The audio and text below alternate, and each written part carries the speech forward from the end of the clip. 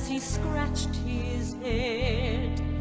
You really have thought she'd ought to be dead, and who would ever suppose